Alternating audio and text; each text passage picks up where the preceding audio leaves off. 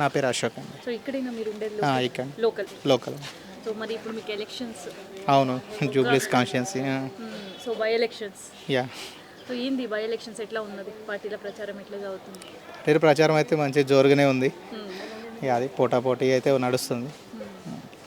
ఏ పార్టీల మధ్య పోటీ అసలు మీ దగ్గర? ముఖ్యంగా అయితే రెండే ఉంటాయి ఇక్కడ. అంటే బీజేపీ కొంచెం వెనుకబడ్డది అభ్యర్థిని సెలెక్ట్ చేయడం కానీ ఇవి. వాళ్ళు కష్టపడుతున్నారు కానీ కొంచెం అభ్యర్థిని డిసైడ్ చేయడంలో కొంచెం డిలే చేసినాయి. కానీ మెయిన్ అయితే కనుక కాంపిటీషన్ రెండే ఉన్నాయి, కాంగ్రెస్ అండ్ బీఆర్ఎస్. సో అసలు ఈ బై ఎలక్షన్లో మీరు రెండు పాలనలు చూసిండ్రు. అవును, పాస్ట్ 10 years బీఆర్ఎస్ కావచ్చు, ప్రజెంట్ 2 years కాంగ్రెస్ కావచ్చు. ఎట్లా ఉంది? ప్రజెంట్ 2 years అంటే ఓకే. వీళ్ళు ఉన్న ఇమీడియట్ 2 yearsే కదా కాంగ్రెస్ ఉంది. ఓకే, ఉన్న దగ్గరికి అయితే కనుక మంచిగానే చేస్తారు. ఓకే, కొన్ని మిస్టేక్స్ ఉన్నాయి కానీ బట్ అవి కామన్గా యాజ్ యూజువల్గా జరుగుతూనే ఉంటాయి. ఇప్పుడు అందరికీ 100 మంది కంటే 100 మందికి ఎవరికి పర్ఫెక్ట్గా చేయలేము, నెగిటివ్స్ కూడా ఉంటాయి. బట్ ఏంటంటే ఉన్న వరకు అయితే బాగానే ఉంది. కొంచెం టైం ఇస్తే మంచిగానే చేస్తారు. అండ్ మాగంటి గోపీనాథ్ ఓకే, ఆయన మంచి మనిషి అండి. ఓకే, ఎవరు ఇంతకుముందు అంతా మంచిగా చేసి ఇప్పుడు ఆయన లేడు కాబట్టి ఇక అదర్ చాయిస్. సో వాళ్ళ వైఫ్కి చాయిస్ ఇవ్వడం ఎట్లా అనిపించింది? అది వాళ్ళు ఏదో టెంపరీగా సింపతితో ఇచ్చిందే కానీ నెక్స్ట్ టైం ఆమెకి ఇస్తారని చెప్పి చెప్పలేం. ఓకే, ఇంతకుముందు కూడా ఎలక్షన్స్ అప్పుడు చూసాము. అప్పుడు శ్రీకాంత్ చారి చనిపోయినప్పుడు వాళ్ళ మదర్కి ఇస్తారని చెప్పారు. ఎలక్షన్స్ ఇచ్చారు. ఎమ్మెల్సీ ఇవ్వచ్చు కదా, ఆమె ఓడిపోయింది. ఎమ్మెల్సీ ఇవ్వచ్చు కదా, ఇవ్వలేదు. ఎందుకు ఇవ్వాలి? వాళ్ళు ఏంటంటే సింపతి కోసం ఏదో గెయిన్ చేద్దామని చెప్పి వాళ్ళు ట్రై చేశారు. కానీ ఆమెకు కూడా యూజువల్ చెప్పడం ఆమెకు పెద్ద ఇంట్రెస్ట్ లేదు. ఓకే, ఆమె వీళ్ళు ఏంటంటే కావాలని చెప్పి ఫోర్స్ఫుల్గా తీసుకొచ్చి మొత్తం వీళ్ళు చూసుకుంటున్నారు, హరీష్ రావు అండ్ కేటీఆర్ అట్లా. ఇవాళ లేదండి, టీఆర్ఎస్ అయితే కనుక లేదు ఇప్పటివరకు. ఇప్పుడు ఓడిపోయినారు. ఓడిపోయిన తర్వాత నువ్వు ప్రజలు నీకైతే ఎంతో కొంత పర్సంటేజ్ అయితే ఓట్ పర్సంటేజ్ ఇచ్చారు కదా, వాళ్ళ కోసమైనా పబ్లిక్లో ఉండాలి కదా. ఈ రోజు వరకు బయటకు రాలేదు కేసీఆర్. ఎందు గురించి రాలేదు అంటే గెలిస్తేనే ఉంటారా ప్రజల్లో, గెలవకపోతే ఉండరా? గెలవనప్పుడు కూడా ఉండాలి కదా, ప్రజల పక్షాన పోరాడాలి కదా. మరి అలాంటిది లేనప్పుడు ఎందుకు ఇంకా ఆయన ఎమ్మెల్యేగా ఎందుకు రిజైన్ చేయొచ్చు కదా. అసెంబ్లీకి రాడు, మాట్లాడు, ఏమైనా ఉన్నాయి సమస్యలు ఏదైనా ఉంటే డిస్కస్ చేయడు, ప్రజల్లో ఉండడు, ఎవరైనా పోతే కలవరు. వాళ్ళ ఫ్యామిలీ ఇష్యూసే ఎక్కువైపోయినాయి. ఇంకా అట్లాంటి వాళ్ళకి ఇక్కడ వేస్ట్ ఇక అయిపోయింది. టీఆర్ఎస్ అయితే అయిపోయింది. ఓటు వేసి కూడా వేస్టే. అది ప్రస్తుతానికైతే కనుక కాంగ్రెస్కే ఎడ్జ్ ఉంది. ఓకే, ఇక ఏదైనా సింపతితో ఉంటే కనుక సునీత గారికి స్కోప్ ఉంది. కానీ బట్ ఏంటంటే మెయిన్ వచ్చేసి నవీన్ యాదవ్ గారికి కానీ సునీత గారికి మధ్యలోనే మెయిన్ కాంపిటీషన్ వచ్చేసి. ఇక బీజేపీ అంటే వాళ్ళు ఓట్ పర్సంటేజ్ కోసం చూసుకుంటున్నారు. సో అదే కంటిన్యూ అవుతుంది. మీ పేరేంటండి? పావని. సో ఎట్లా ఉంది మీకు ఇక్కడ బీఆర్ఎస్ గవర్నమెంట్ ఉన్నప్పుడు ఎట్లా ఉండే మహిళలకు డెవలప్మెంట్ కావచ్చు, తర్వాత కాంగ్రెస్ వచ్చిన తర్వాత మహిళలకు ఇచ్చిన హామీలు ఎట్లా ఉన్నాయి? ఏమీ నెరవేరలేదు హామీలు అయితే.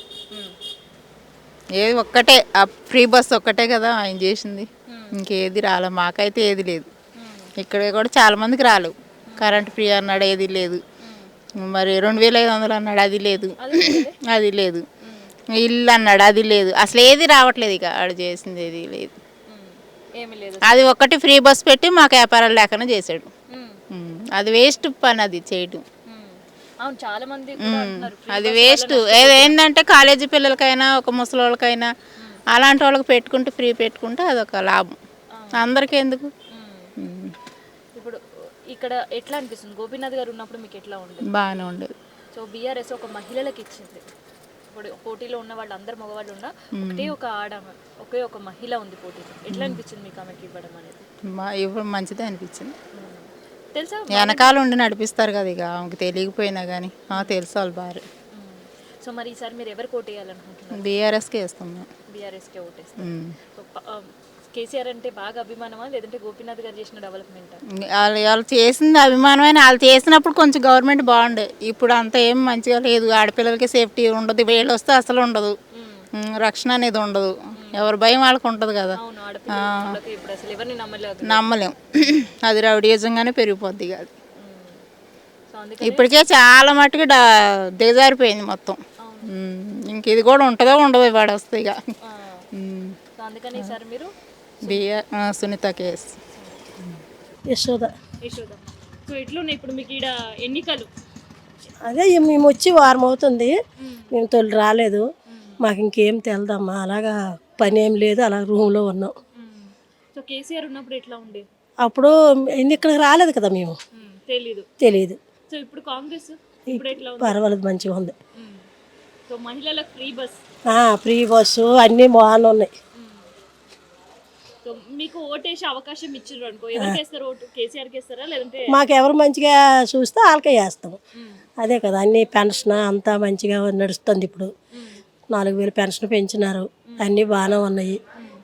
ఎవరు మాకు మంచిగా చూస్తే వాళ్ళకే మేము ఓటు వేస్తాము. అవి ఏమేమి వాళ్ళకి వేస్తే ఏంటి మాకు సుఖం ఉంది. మా ఊర్లో పంటలు పోయినాయి, పంటలు లేవు. ఆ కడుపు మంటకి హైదరాబాద్ వచ్చినాము, శ్రీకాకుళం కాండి. మేము మరి ఎట్లా బతకాలా? ఇక్కడ కూలీనాలి చేసి బతకాలి కదా. మళ్ళీ మీకు ఎలక్షన్స్ ఎట్లా ఉందన్న ఈడ? వాతావరణమా పార్టీ కోసమా? కాంగ్రెస్ పార్టీ నవీన్ యాదవ్ గారు వస్తారు. వస్తారు ఇక్కడ. సో ఎట్లా ఉంది డెవలప్మెంట్, ఎట్లా ఉంది 2 years? 2 years ద్వారా 10 బిఫోర్ టీఆర్ఎస్ వాళ్ళు డెవలప్మెంట్ చూసారు కదా మేడం, ఏం లేదు. మొన్న అమౌంట్ శాంక్షన్ అయ్యింది, 150 కోట్లు శాంక్షన్ అయ్యింది, కొంచెం వర్క్ నడుస్తుంది. వచ్చి 2 years అవుతుంది. ఆల్రెడీ కొన్ని ఇంప్రూవ్మెంట్స్ అయినాయి, ఇంకా 3 years ఉన్నది. ఆఫ్టర్ ఎలక్షన్స్ పని అవుతాయి. అయిపోతుంది. సో నవీన్ యాదవ్ వస్తే మీకు మంచి జరుగుతుంది అనుకుంటున్నారు? 100% మేడం. సో గోపీనాథ్ ఉన్నప్పుడు ఎట్లుండే? ఓపీనది ఉన్న 10 ఏళ్ళు కదా మేడం, 10 ఏళ్ళు చూసాం మేము. టీఆర్ఎస్ గవర్నమెంట్ 60,000 మిగులు బడ్జెట్ ఉండే, 8 లక్షల కోట్లు అప్పు అయింది. ఎక్కడున్న ప్రాబ్లం అక్కడనే ఉంది. నా పేరు వసంతరావు.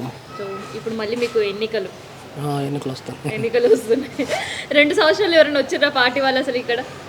ఏవో వస్తున్నాయి కదా పార్టీలు, ఏవో ఎవరు గెలుస్తారు మనకి తెలియదు. ఇంకా ఫుల్ తిరుగుతున్నాయి ఆ పార్టీలు? తిరుగుతున్నాయి, పుల్లు వస్తున్నాయి.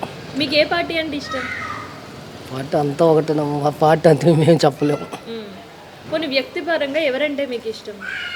అట్లా చెప్పలేము. చెప్పలేదు. సో ఎన్నికల్లో ఓటేస్తారా? ఏమో వేస్తాం. సో ఎవరికి వేయాలనుకుంటున్నారు ఈసారి? ఎవరికే ఒకరికి వేయాలి, తప్పదు. ఇంకా ఎవరికైనా వేస్తాం. సో 10 సంవత్సరాల బీఆర్ఎస్ పాలన ఎట్లా ఉంది మీకు? అండ్ ఇప్పుడు వచ్చిన 2 సంవత్సరాల కాంగ్రెస్ ఎట్లా ఉంది? అది మనం చెప్పలేము, ఇక్కడ చెప్పలేము మేము. అది ఎవరికి అడగండి, మనకు తెలియదు. మేమేమో ఇక్కడ ఉన్నాం కాదు, మేము బయట ఉంటాం. సో ఎవరికొకరికి వేయాలి కాబట్టి వేయాలి. వేయాలి, వేయ తప్పదు. ఎవరికైనా తప్పదు కాబట్టి ఓటు వేయాలి. ఎవరు మంచిగా వేస్తాం, ఎవరికైనా వేస్తాం. అంటే మీ పేరేంటి? మీ పేరేంటి? మా పేరా ఏం దేవమ్మ. ఏం దేవా. సో ఇప్పుడు మీకు ఇక్కడ ఎన్నికలు ఉన్నాయి. సో ఏ పార్టీ అంటే మీకు ఇష్టం బాగా? ఏ పార్టీ ఇష్టం లేదు. ఏది ఇష్టం లేదు? లేదు. కేసీఆర్ ఉన్నప్పుడు ఎట్లా ఉండే డెవలప్మెంట్ మీకు? బాగానే ఉండే. ఇప్పుడు కాంగ్రెస్ గురించి ఏం చెప్తారు? కాంగ్రెస్ గురించా? అవి ఏం చెప్తామో మాకు తెలియదు. అవి ఏం తెలియదు అసలు కాంగ్రెస్ గురించి. గోపీనాథ్ గారు తెలుసా? ఎట్లా ఉండే ఆయన మీతోటి? మంచిగానే ఉంది. మంచిగానే చేసిండు. మళ్ళీ ఇప్పుడు ఆయన చనిపోయింది, తెలుసా ఆ విషయం? ఇప్పుడు ఆయన ప్లేస్లో వాళ్ళ భార్య నిలబెట్టింది. మరి ఎవరికి వేస్తారు మీ ఓటు? ఎవరికి వేస్తా, ఎవరికి వేయలేదు. వేయరు అసలు? ఓటే వేయరా? ఓటే లేదు మాకు. వేయరు.